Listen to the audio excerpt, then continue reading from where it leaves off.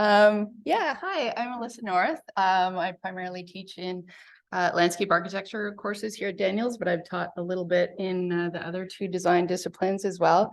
And I'm also co-founding director with my husband, Pete North, who also teaches here at North Design Office. And so my boundary is kind of between those two, sort of what I do in my brain. It's the boundary between academic and then my practice. So I think what I do sort of research wise is primarily right. Landscape architecture doesn't have a huge kind of background in terms of that. So I try and do that mostly on Canadian perspectives. And this is a recent publication, Indigenous Knowledge and Natural Infrastructure. It was a grant-based project. This is a really big one that's coming forward. Innate Terrain, the book launch is going to be on February 9th. This is a UT Press book. I've been working on it for over 13 years, so it's finally a real thing. Really happy to celebrate it. And again, really focusing on that idea of Canadian landscape architecture and trying to bring a theoretical perspective to that. I'm sure forestry is published with UT Press, but I don't know if any of our other disciplines, as far as I understand, have not. So hopefully that makes a really good connection with our own academic publisher.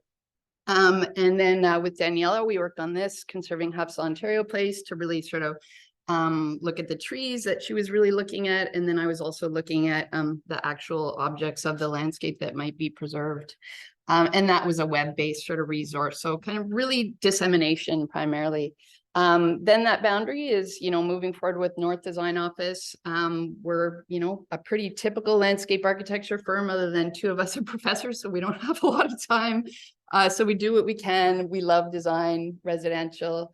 This project was at the McMichael Gallery, and one of my favorite projects. I share a lot of this work with students, which I think is a real benefit, that I can sort of, really put that idea of what we practice, into students, where the majority of our students are going into practice.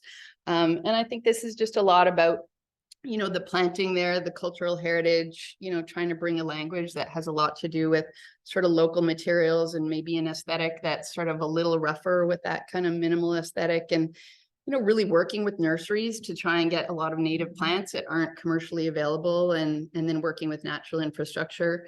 And this project also had a sort of Indigenous component to it as well, where we worked with those communities. We're working on, this is in SPA still, Dufferin Grove Village, really thinking of sort of the narrative of the site, the materials as well. We're sort of thinking, well, there are a lot of materials on the site, and can these be sort of reused in place, crushed up stone and things like that. And then, what kind of aesthetic does that bring, where the narrative and the materials of the site that are sort of inherent, all the way back to the creek that ran through the site, how can we sort of think about those aspects? Another project is the International Estonian Center, which is just north of Tartu College, and the Estonians have, built and owned Tartu College, and then this is on top of the subway area there. So a challenging project in terms of getting trees in there, and then a green roof. We're working with Congots Architects on this project. And I guess, we're sort of seeing these ideas as pushing public space as you can in the city of Toronto. Just getting trees in the ground on top of parking garages is a challenge. And so how do we find ways to do that? And is that through, innovative forms that just sort of make our urban space more joyful and bring that kind of tree canopy in. So that's what I have. Thank you.